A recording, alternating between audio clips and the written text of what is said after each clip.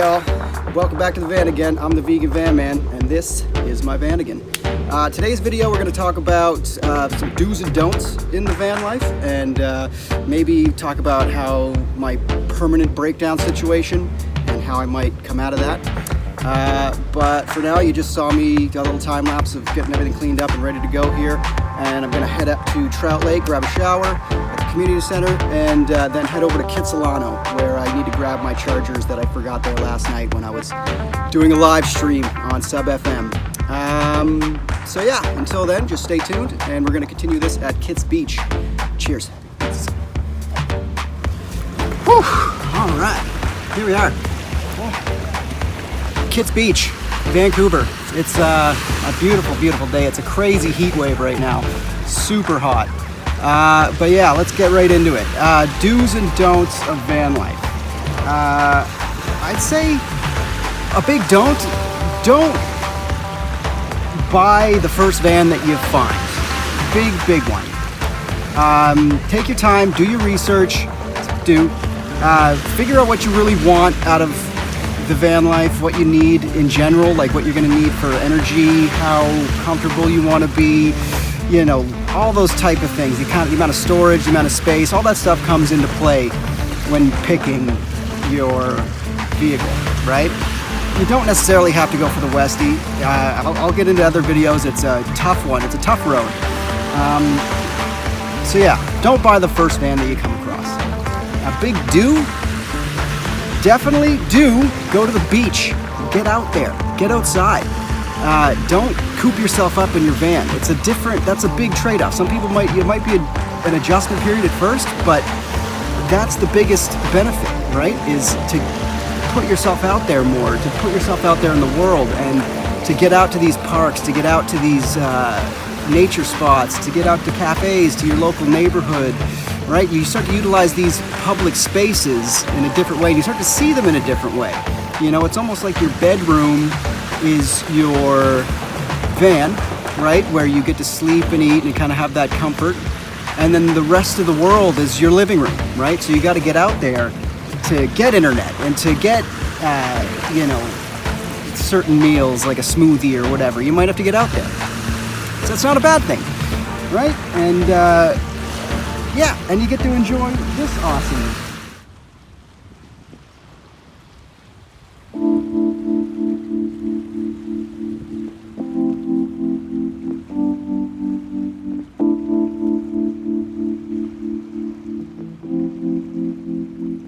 Hey guys, back at the van again.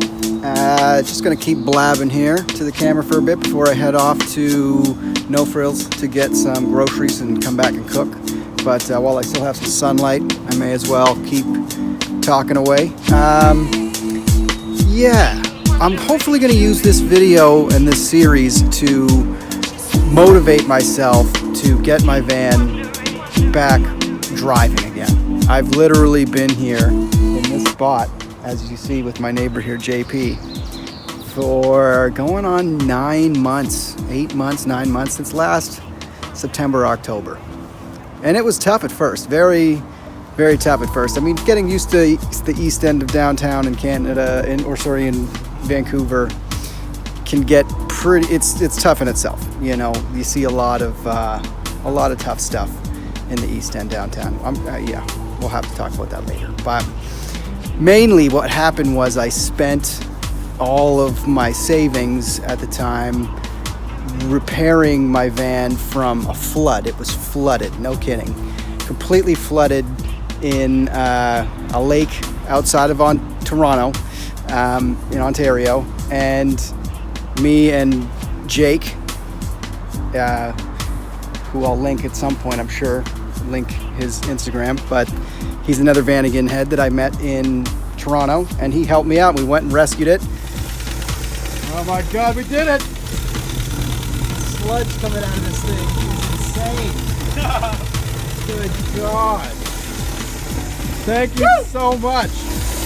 Good Lord. The fucking thing was underwater. I had it stored in this lake the whole winter.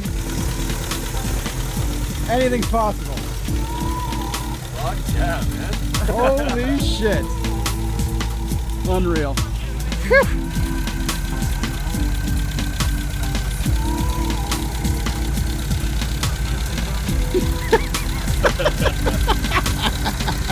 It just looks fucking hilarious. Oh. Little bit of soot. A little bit. Do the throttle body, give it a rev.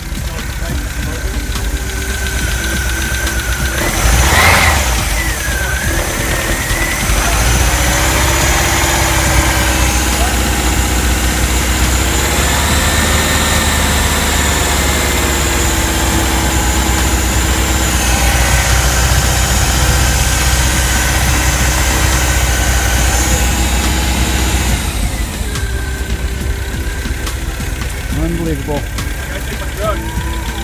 I gotta eat though. You want some chips?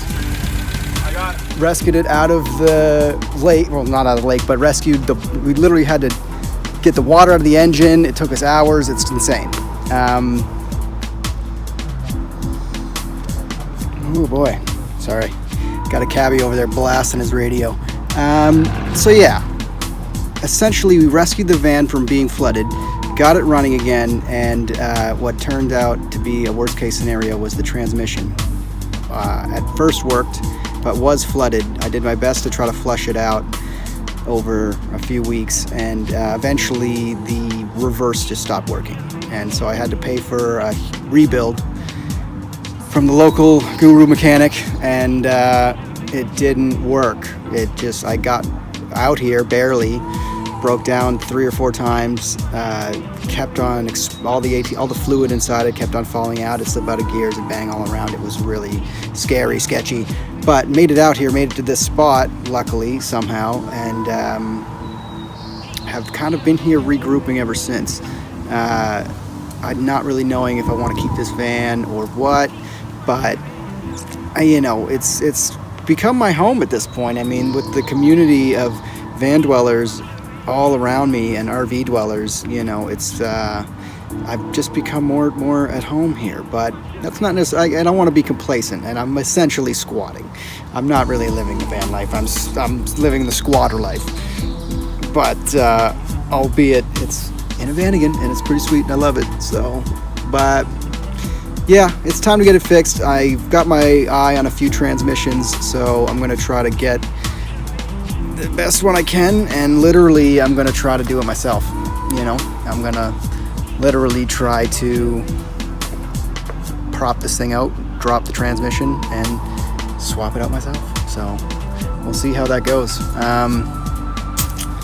So yeah, again, things to consider. The van life can be stressful. It can be, it can really creep up on you, and bad things can happen. And these vans are notorious for that. And anybody watching this that might be thinking about any kind of lifestyle like this, just keep that in mind.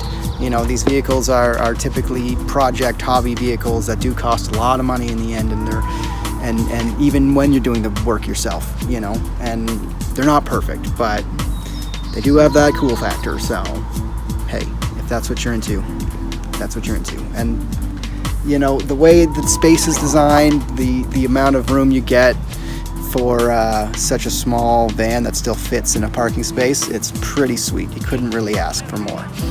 So yeah, maybe you could ask for an engine that worked, or maybe you could ask that your van didn't get flooded. Anyway, I'm gonna cut this rant short, go to the grocery store, and get some vegan dinner in me.